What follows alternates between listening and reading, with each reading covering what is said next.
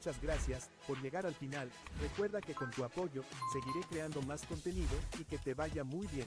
Hasta pronto.